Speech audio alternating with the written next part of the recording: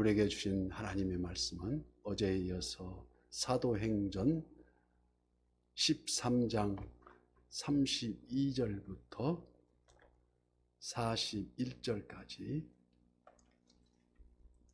교독하고 마지막 절은 합독합니다.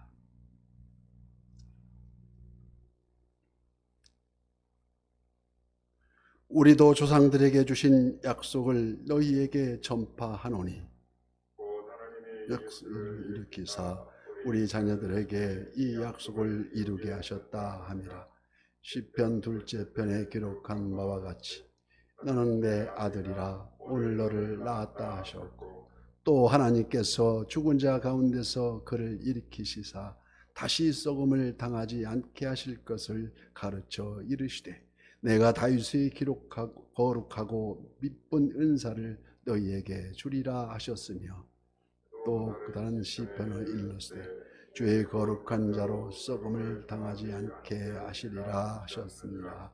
다윗은 당시에 하나님의 뜻을 따라 섬기다가 잠들어 그 조상들과 함께 묻혀 썩음을 당하였으되, 하나님께서 살리신 이 썩음을 당하지 아니하였나니, 그러므로 형제들아 너희가 알 것은 이 사람을 힘입어 죄사함을 너희에게 전하는 이것이며, 또 모세의 율법으로 너희가 의롭다 하심을 얻지 못하던 모든 일에도 이 사람을 힘입어 믿는 자마다 의롭다 하심을 얻는 이것이라.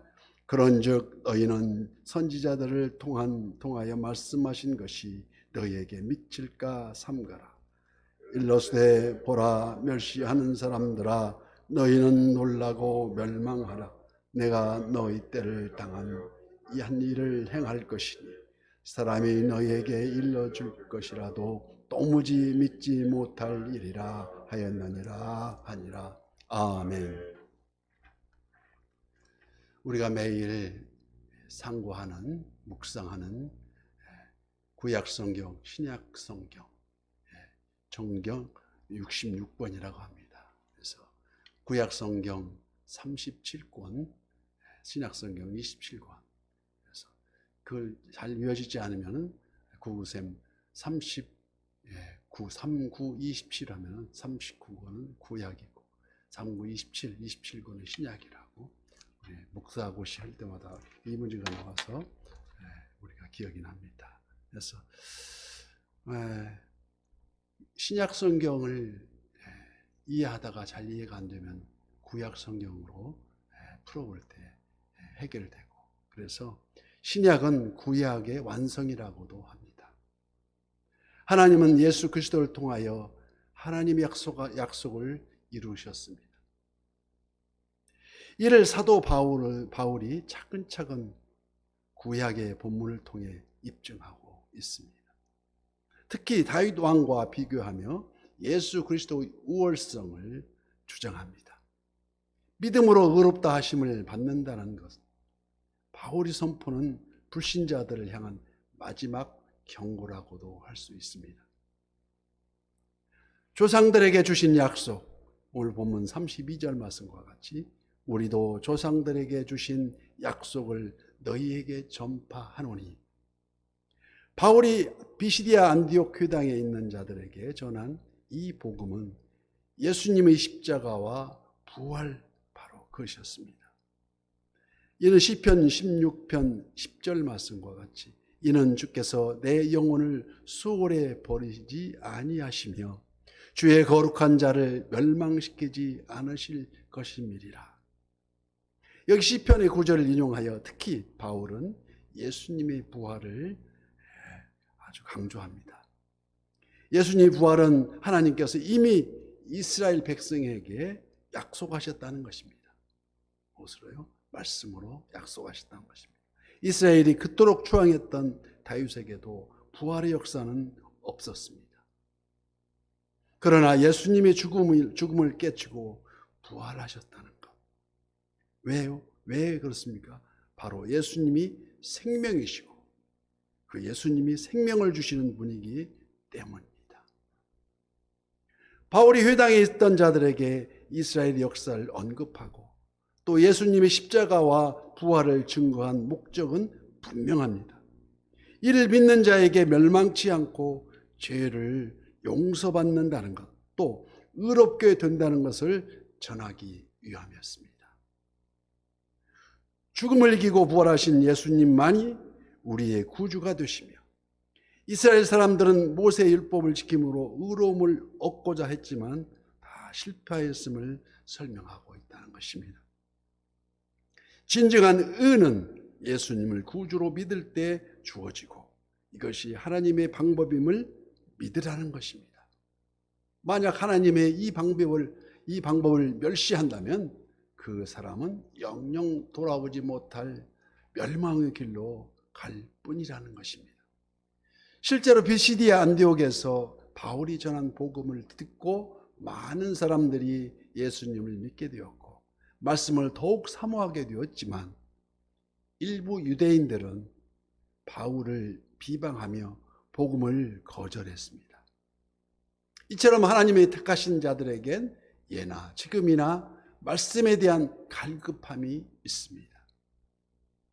기원전, 그러니까 BC 49년 로마의 삼두정치, 로마 공화정 말기에 뛰어난 정치가 율리우스 카이사르는 일단의 병사를 이끌고 류비콩이라 하는 한 작은 강을 건넜습니다.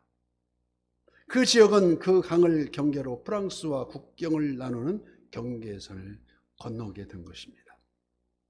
루비콘 강은 그다지 큰 강도 아니었고 건널 때 특별한 어려움이 있던 것도 아니었지만, 사건 자체만 두고 볼 때 특별히 중요한 사건이 아니었던 것 같이 보이지만, 그러나 그 사건에 내포된 정치적 의미는 엄청났습니다. 한 로마의 군대가 이 경계선을 건넜다는 것은 곧 로마에 대한 반란을 의미하기 때문인 것입니다. 사정을 아는 이들은 그 사건에 내포된 의미를 알아보았고 이것이 전쟁의 선포라는 사실을 간파하게 됩니다. 예수님이 십자가에 달리신 사건도 이와 마찬가지라는 것입니다. 무슨 얘기입니까? 사람은 누구나 언젠가는 죽기 마련인데, 또한 당시 기록을 보면 수없는 많은 사람들이 이런 식으로 죽음을 당했습니다. 바로 십자가의 죽음. 그렇게 사건 자체만을 볼 때 십자가는 그다지 중요한 사건, 주목할 만한 사건이 아니었습니다. 그러나 성경은 모든 사람이 볼 수 있는 예수님의 십자가 죽음 이 사건과 이면에는 한정된 사람만이 볼 수 있는 깊은 의미를 부여하고 있습니다. 기독교에서 말하는 믿음이란 이처럼 십자가 사건의 깊은 의미를 깨닫고 그 기초 위에 전혀 새로운 삶 속으로 들어가는 것입니다.